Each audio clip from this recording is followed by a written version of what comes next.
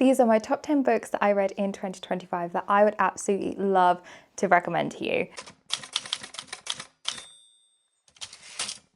Hello my loves, Mariah here, your fellow fantasy, thriller and historical fiction book duck, and I have officially returned. Long story short, guess whose camera decided to break? I went to film a bunch of videos for January that I had planned out, and I realized my camera screen was not working. So I had to book it in for a repair, but why is nothing straightforward anymore? The repair company were trying to tell me that the make didn't exist and they couldn't figure out how to book it in the system. Then when eventually that got sorted, I just wasn't really getting any updates on the camera and whether it was being fixed and everything was okay. But the other day I had a random parcel at the door and it turns out it was the camera coming back to me. So I'm so happy. I have a funny feeling it's not actually my exact camera, but it works. So I am not going to complain. So my videos are a little bit discombobulated, but I have tried to do what I can and work with what I've got. So my 2026 goal video was turned into a YouTube short instead, and now I can do a couple of other ones in the future. So we just got to work with what we've got.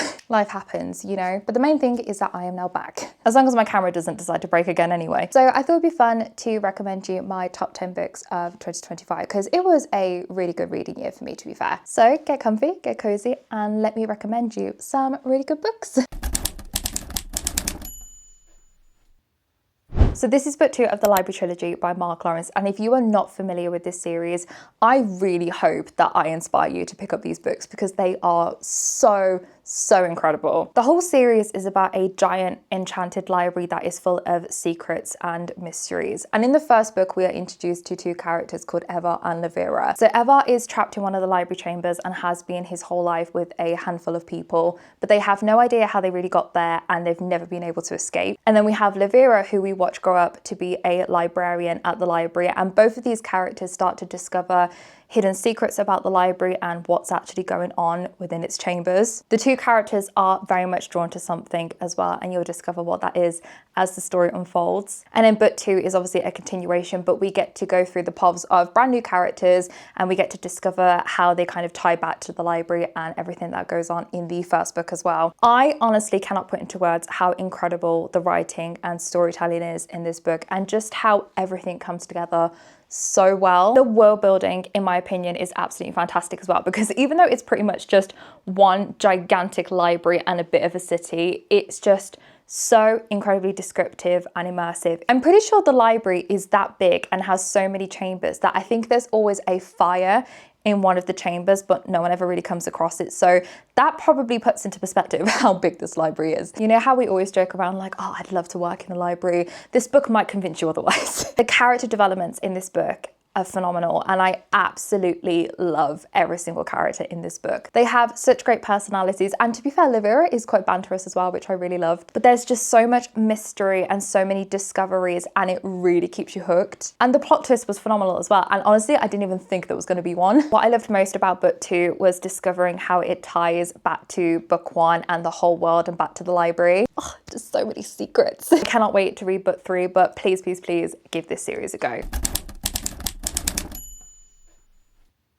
This was actually an ARC that was very kindly sent to me by the publishers, Faber Books. So I just want to say a huge thank you to Faber for sending me this, because I had a great time reading this book. So as well as being a reader, I am an absolutely huge gamer, and I have been pretty much my whole entire life. Pretty sure I was one of those kids that could pick up a control pad before I could even walk. But I grew up on Nintendo, and I am the biggest Zelda fan. It's my all-time favorite video game franchise. I did grow up on other games like Mario, Animal Crossing, Kirby, all that good stuff. And the whole book dives into how Nintendo created the worlds, characters, and consoles that we know today. The book is split up into different sections, and it was almost like a little bit of a trip down memory lane for me, and just learning how all my favorite franchises came about. It was really, really wholesome. I loved that there were so many facts and statistics in there, and there were so many things that I learned about the company that I just never knew. And I love that the authors kind of put their own personal experiences and thoughts and feelings in the book as well, because it kind of gives it that little personal touch. I also like that this book kind of gave me a break from following a story or a plot and different characters like fantasy books and historical fiction books that I normally read do. So it kind of gave me a break from reading, but I was still reading a book, if that makes sense. I think even if you haven't played Nintendo games, I think you would still find this book really, really interesting.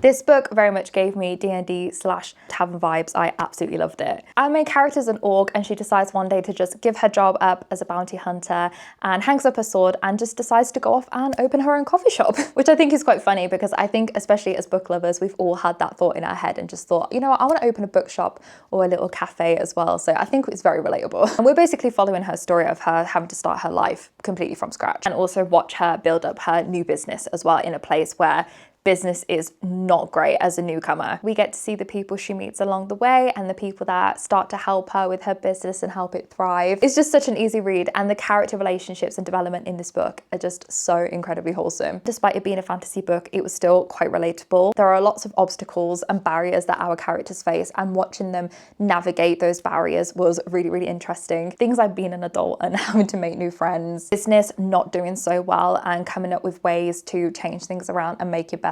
I also loved the fact that this was a cozy read for sure, but it still had a plot to the story and therefore was still really interesting. I have read cozy books in the past where, yeah, great, they've been cozy, but other than that, not much has really happened. But that's not the case in this book. There are very much still people trying to stir the pot and make things difficult for our characters, which is really fun to read about and really interesting. So it spices it up a little bit. I can definitely see why this book is very much loved.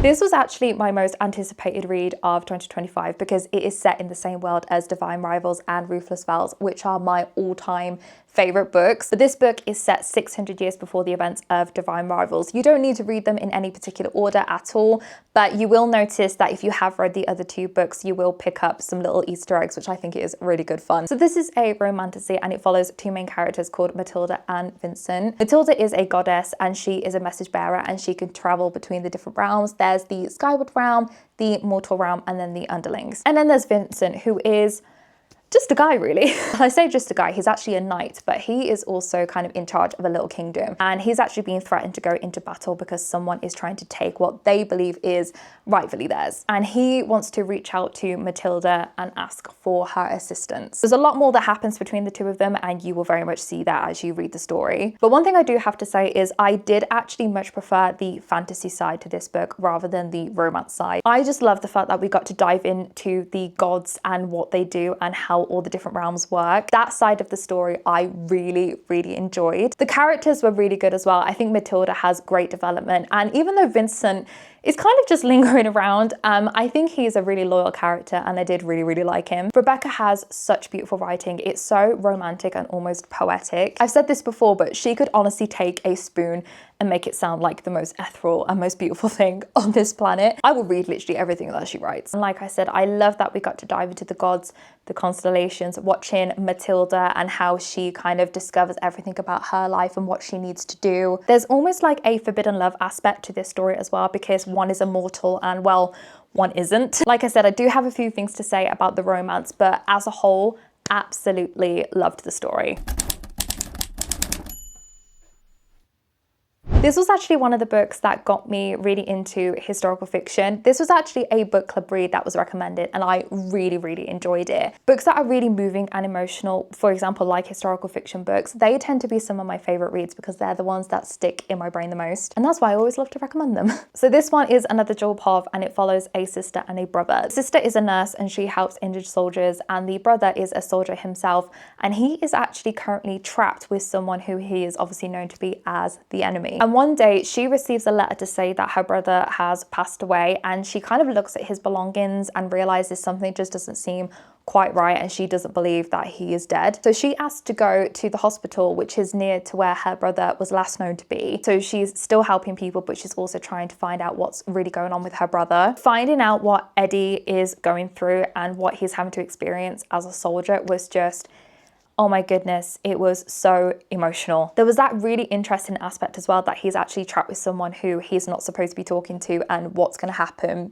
if any of them was to find out why they were talking to one another. This book really makes you feel connected to the characters and you're really rooting for them. You really just want them to reunite and find each other again. What I found really interesting about this book as well was that it almost had kind of like a magical touch to the story as well. The author has thrown in a character which you will eventually get to meet, but they almost add this like really eerie and mysterious kind of plot to the story. It was just really well written. You can see that there was so much research that had gone into this book, and it was just really enjoyable to read. I think this would actually make a really good introduction to historical fiction if you have not really dabbled into this genre very much. This is one of those books that just makes you question everything. This book is about a group of women who are trapped in an underground bunker, but they have no recollection as to how they actually got there. And we're actually following the youngest character in the group, who is a child at the time. But one day, the guards mysteriously disappear, the gates open, and they are literally able to just walk free. No one knows why that happened, how it happened, or what the hell's going on. And we watch these women have to learn to survive in a world where they have no clue where they are, and in fact they don't even know if they're even on planet Earth. Despite the fact that it's only 100 odd pages, I cannot put into words how many emotions are encapsulated in this book. There's happiness, there's sadness, there's grief, there's loss. It is just one of those books that makes you question everything. And because you're seeing it through the character's eyes, it feels almost like you're experiencing it yourself, and you're thinking, what would I actually do in this situation? It's also very wholesome because you're watching a group of women supporting one another and helping each other through a really difficult time. And despite our main character being the youngest, she is so switched on, and it's really interesting to see how different characters handled situations differently. Oh, it's just such an incredible book. And the ending is just wow. I actually read a book quite similar to this called The Butterfly Garden. However, this is more of a thriller, but I wanted to recommend it because it's kind of the same concept of women being trapped and they're having to survive and try and escape. It's really well written, but please just check the trigger warnings before going into that one because it is really, really dark. But this is one of those type of books that I believe everybody should read at least once in their life. This is hands down one of the most whimsical and fun books I genuinely think I have ever read. It follows our main character, who I believe the name is pronounced Keela, and her spider plant companion called Kaz, who can talk, by the way, and is hands down probably the funniest character I have genuinely ever read about in a book. They both work in the Great Library, and it's their job to protect a whole bunch of spell books. But one day there is this huge fire and they have to escape, so they flee with the books. But they have no idea where to go, so Keela decides to go back to her childhood cottage that was left to her from her parents. And a bit like Legends and Lattes, it's kind of like starting her life all over again. They have to find the cottage, completely redo it all, build it up again. And we are following their whole journey of restarting their lives, having to earn an income, meet the town folk, all that sort of stuff. But at the same time, they have to be really careful because they're having to hide these forbidden spell books. But because magic is banned on a lot of islands, if anyone was to find out that they have them, there'll be some trouble. The banter between these two characters is absolutely fantastic, and it's one of those books that genuinely made me laugh out loud, and I haven't had that very often. This book has a very whimsical and very peaceful kind of vibe to it, but it's also really fun and also really interesting. Again, a bit like Legends and Lattes, despite being a really cozy and easy to read book, there is a really interesting plot to the story. Enforcers start infiltrating the island and they start panicking because obviously they've got these sacred spell books. So basically everyone is just on edge all of the time, and it's just really funny seeing how they navigate all of those scary kind of situations. It was just so easy to read. I had a great time, and when you start to discover the spells and everything as well, and why she has to start paying interest to them, it just gets really interesting. So I definitely recommend giving this book a go. This whole series was just one giant roller coaster. A lot of people, I think, get put off reading this series because of it being a YA, but it's definitely more upper YA. And in all honesty, when I was reading it, I didn't even think of it as a YA at all. I think because of the way the characters have to speak to one another and the things that they have to do, it really does not feel YA at all. They do things that no 19 to 21-year-old should have to do, let alone just any human, to be honest with you. So there is a government known as the Re-establishment, and they want to change everything about humanity. They have forced people out their homes to live in bunkers. People are pretty much living in poverty now. The world is very derelict and kind of very dystopian, as you would imagine it. And there are sectors all over the world that have these government bodies in, and each sector has a leader, and they're the people in charge of all of these changes. And our main character, Juliet, is actually being kept in one of the sectors in an asylum. The government want to use her as a weapon because she is so powerful. You will discover why she was put in there and what is so powerful about her. She is so mistreated and abused so much. much. And she basically wants to take the re-establishment down and basically everyone along with it, because she doesn't believe that people should be living this type of life. And honestly, good for her. But of course, there are people who are trying to stop her. And one of them is the famous Aaron Warner. If you don't know who this person is, well, enjoy. The characters in this story are absolutely phenomenal. And when I tell you that I just couldn't get over how much this story develops, it is absolutely insane. I honestly don't know how this isn't a TV series or a movie yet. Despite being a very derelict world as well, the world building is phenomenal and it really is an immersive story. The characters have such unique personalities and I honestly can't get over just how incredible each one of these characters are and how much impact they have in the story. Please read this series as well, purely just for the plot twists. They are probably some of the biggest plot twists I have ever read in books, and that includes thrillers that I've read as well. So many emotions to experience as well. Please, please, please give it a go. And then of course, if you do enjoy it, you have the spin-off series as well, Watch Me, which is set 10 years after the events, that everything that happened in these books. Oh, it's just so good. At least it is in my opinion anyway.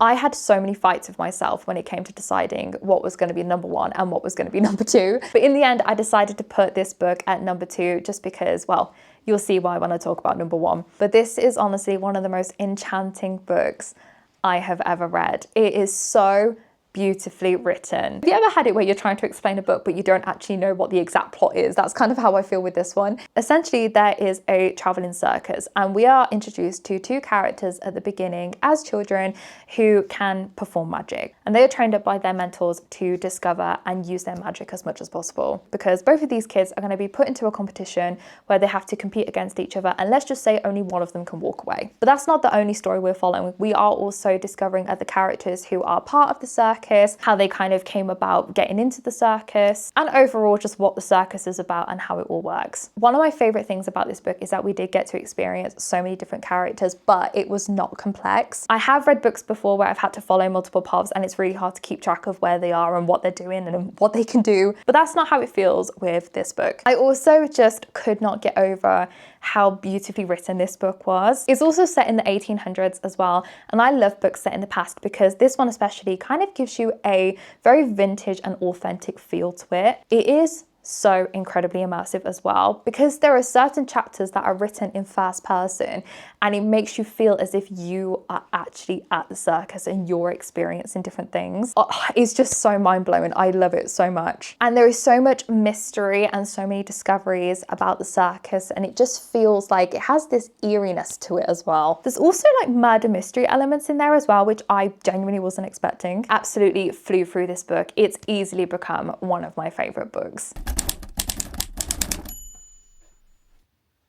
This book is the definition of emotional damage. But if I can convince everyone on this planet to just give this book a go, I am definitely going to try. So this book is set during the events of World War, and it follows our main character called Liesl, who at the time I believe is 9 years old. She gets sent away to live with her new foster parents, and during this time she goes to school and makes new friends, but she also starts stealing books. Although, would I say it's stealing? No, because technically some of the books are being thrown out, so if anything, she's kind of saving them. But she doesn't know how to read and write, and bless her foster father actually teaches her how to start, reading and writing. Then out of nowhere, one day, a guy turns up at the house called Max, and he's invited in, and Liesl discovers that he is actually a Jew. And the family keep him safe and they keep him hidden in the basement. And Liesl and Max become very good friends and they bond over reading. And I guess in a way, it's technically a forbidden friendship. Oh my gosh, it's such a beautiful one. But because of what was going on at the time, they could have been in very serious trouble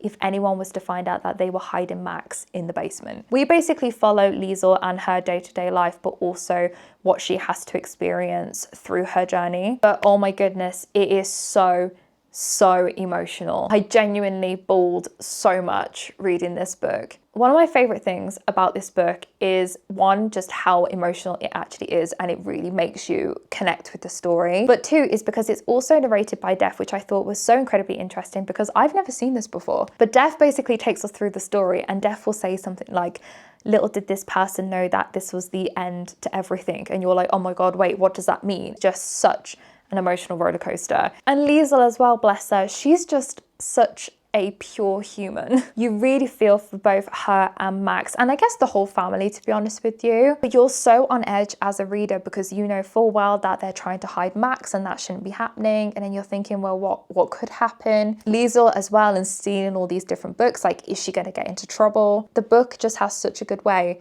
of making you feel like you know something's going to happen, but you don't know what or when. And the ending of this book, I can't. Again, a bit like I Who Have Never Known Men, I think this is one of those books that I really do think everybody should read at least once or just try and experience, because it really is just so eye-opening. There are so many lovely and beautiful and heartwarming moments in this book, and those are kind of parts where you feel like there is just a little bit of hope.